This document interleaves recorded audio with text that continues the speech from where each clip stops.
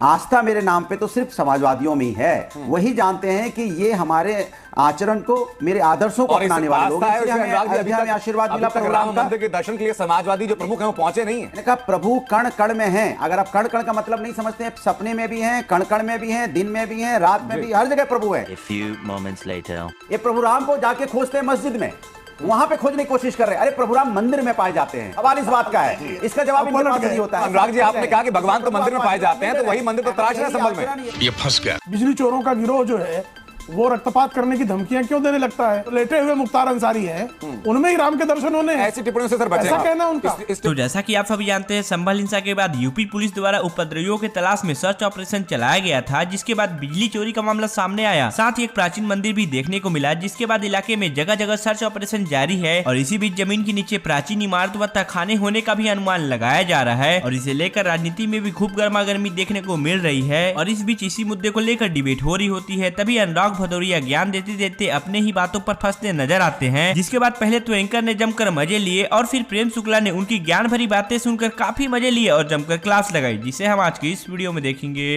अनुराग भदौरिया जी, मैं आप ही के पास आ जाता हूं। जो आचार्य प्रमोद कृष्ण ने भी दोहराया कि भैया राहुल गांधी की संगत है, जो आज की तारीख में अखिलेश यादव ये बैकी बातें कर रहे हैं। मुझे लगता है आचार्य जी चूंकि आजकल भारतीय जनता पार्टी के प्रभाव में ज़्यादा हैं, तो भारतीय जनता पार्टी के समर्थन में अपनी बात कहेंगे तो कोई इसमें बुराई नहीं है।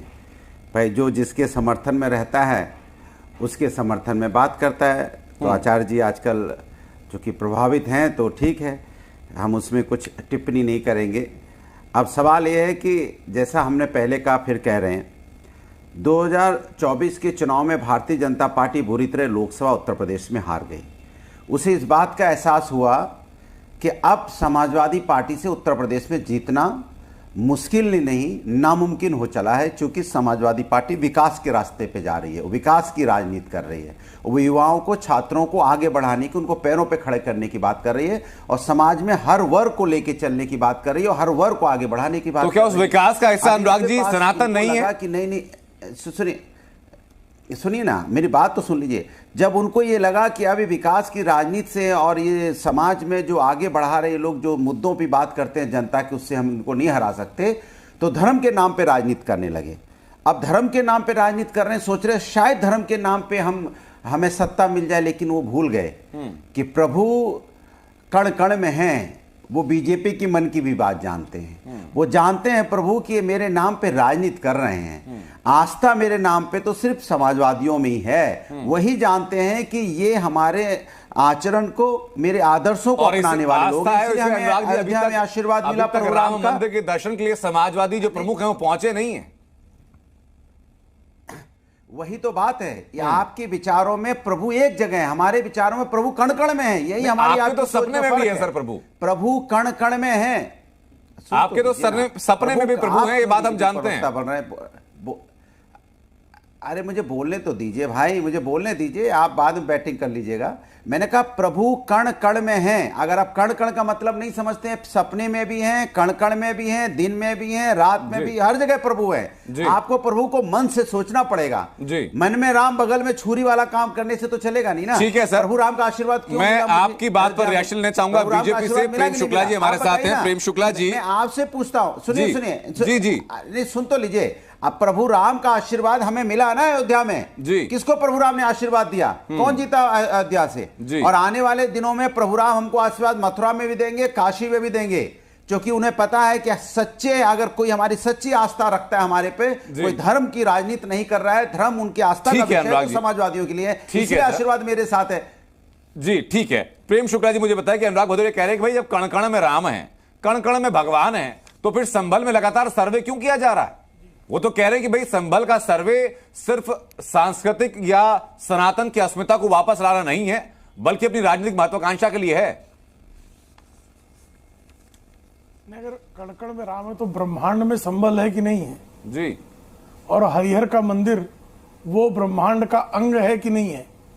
और उस कण में जो है, अगर हरिहर मंदिर विद्यमान है और सर्वेक्षण अगर संविधान और कानून सम्मत है, तो आपत्ति क्या है? फिर इनका रक्तचाप क्यों बढ़ जाता है? इनके सांसद जो हैं वो दंगे करने के लिए लोगों को उकसाने क्यों लगते हैं? बिजली चोरों का गिरोह जो है वो रक्तपात करने की धमकियां क्यों देने लगता है, ये भी बताना चाहिए। भाई कण कण में राम है तो अयोध्या के श्री रामलला के मंदिर में राम प्रभु रामलला विराजमान है कि नहीं है? मुख्तार अंसारी के कब्र में उनको राम दिखाई दे रहे होंगे संभवतः, श्रीमान अखिलेश यादव को, लेकिन प्रभु रामलला के भव्य दिव्य मंदिर में विराजमान श्री रामलला में उनको कण कण नहीं दिखाई दे रहा है कि उसमें भी राम मौजूद है। उनके भी दर्शन करने चाहिए। मुख्तार अंसारी की कब्र में जो है, जो लेटे हुए मुख्तार अंसारी हैं, उनमें ही राम के दर्शन होने हैं। ऐसी टिप्पणियों से सर बचें। ऐसा कहना उनका। इस टिप्पणी पर कई लोगों को धार्मिक आपत्तियां हो सकती है, ऐसी टिप्पणियों से सर बचें। ऐसे धार्मिक कैसे, क्या इसमें क्या गलत है भाई? नहीं कैसे क्या गलत है मुझे बताइए नंद जी, मैं क्या जवाब दे दूं? अनुराग भदौरिया देना चाह रहे हैं, उसके बाद में चलूंगा फिर विरोध जी के पास। अनुराग भदौरिया से जवाब देना चाह रहे हैं। जवाब ले लीजिए, जवाब ले लीजिए। देखिए सवाल क्या है, देखिए कितनी बड़ी बात है। ये प्रभु राम को कहां खोज रहे हैं? ये प्रभु राम को जाके खोजते हैं मस्जिद में, वहां पे खोजने की कोशिश कर रहे हैं। अरे प्रभु राम मंदिर में पाए जाते हैं, आप मस्जिद में क्यों खोजने की कोशिश कर रहे हो? सवाल इस बात का है, इसका जवाब इनके पास नहीं होता है। हम बार बार इनसे कह रहे हैं कि प्रभु राम तो हमारे केदारनाथ मंदिर भी हमने इटावा में बनाया है, आइए दर्शन कीजिए।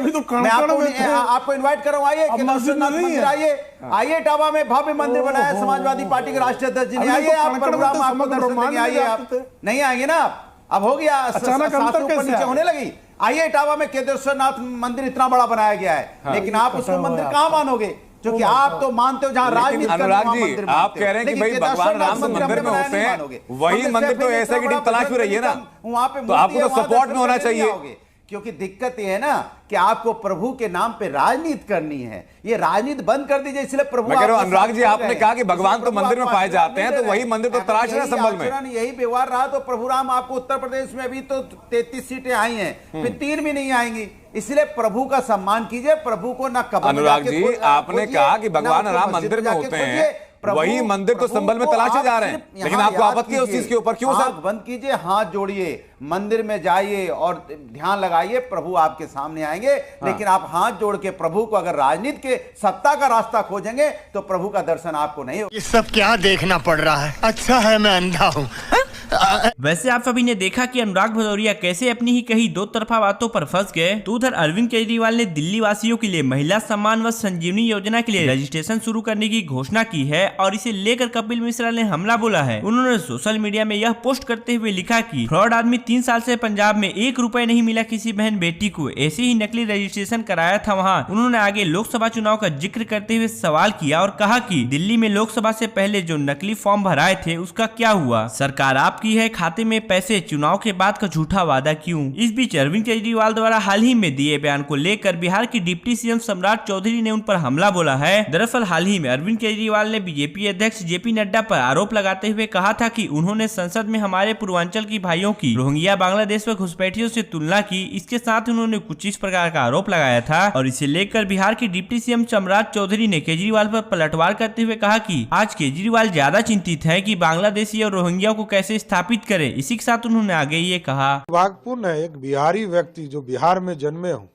बिहार की चिंता करते हों और बिहार यूपी के विकास के लिए लगातार नड्डा जी का सहयोग पूरे देश को मिल रहा है। और आज केजरीवाल ज्यादा चिंतित हैं कि बांग्लादेशी को कैसे स्थापित करें, रोहिंग्या को कैसे स्थापित करें। और पूर्वांचल के लोगों को पता है कि जब कोरोना का समय था, कष्ट का समय था, विपत्ति का समय था, तो कैसे केजरीवाल की सरकार ने भगाने का काम किया।